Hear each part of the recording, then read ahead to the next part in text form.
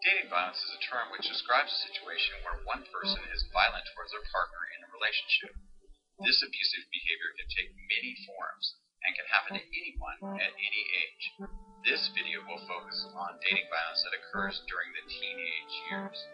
Dating violence is a complex issue involving many people, family, friends, and peer groups, but it always involves a perpetrator and a victim. Dating violence is categorized as a form of domestic violence. Teen dating violence isn't an occasional heated argument, a bad mood after a bad day, or an angry outburst.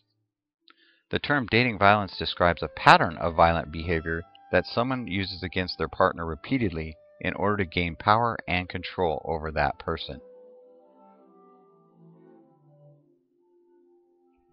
Teen dating violence can occur to a male or a female in all cultures between individuals of any race to people of any educational or economic background and in same-sex relationships.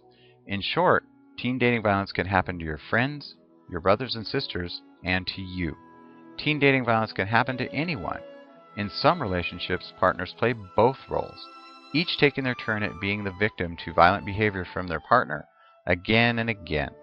This is termed co-combative behavior.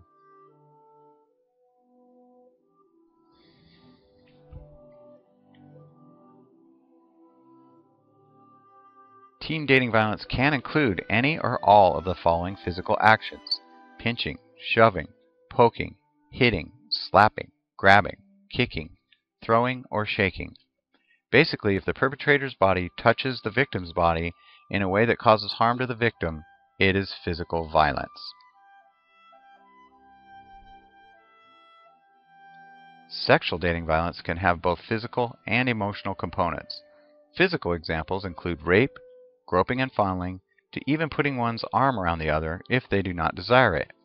Emotional aspects of sexual dating violence include coercing their partners into sex by threatening to go outside the relationship for sex, verbal sexual harassment, sexually based rumors, or any pressure to act sexually.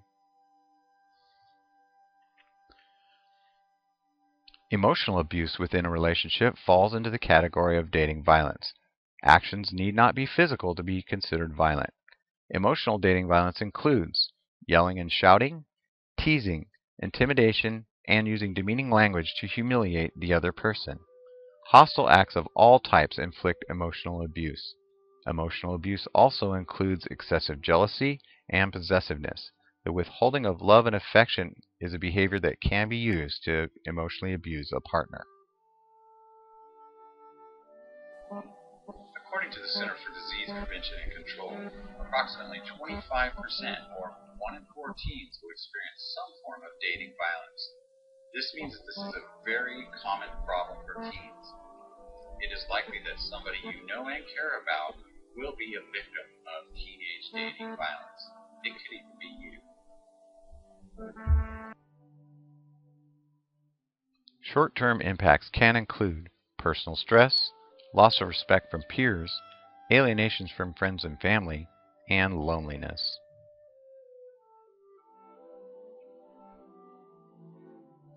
Long-term impacts can include inability to succeed at school or work, a distorted perception of a loving relationship, drug and alcohol abuse, risky sexual behavior, depression, and even suicide.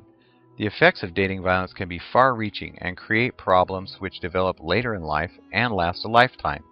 Dating violence can ruin your life even if you are the one committing the acts of violence, because it sets a stage for violent and inappropriate behavior in all your future relationships, not just with your girlfriend or boyfriend. Perpetrators can be anyone. They can look normal.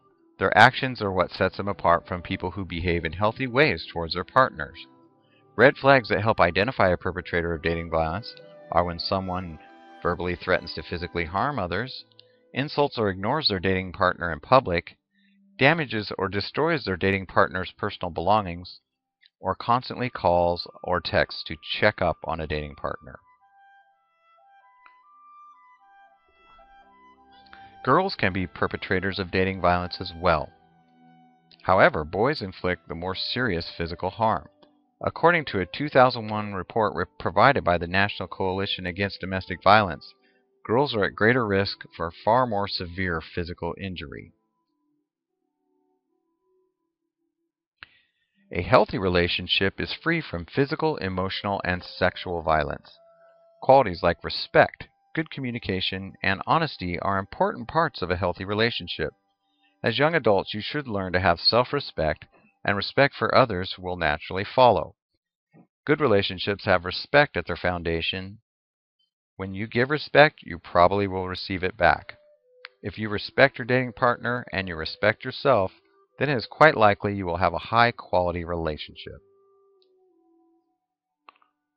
Sometimes you can spot a dating violence situation by being aware of red flags mentioned earlier. Maybe it will be in your own dating relationship. The National Domestic Violence Hotline can help. This agency can help victims and perpetrators alike. Contacting help can be the first step towards a safer, happier, and healthier relationship. It is vital for teens to have safe adults in their lives. Youth depend upon a connection with a parent, counselor, or guardian for healthy feedback and general protection from unhealthy relationships.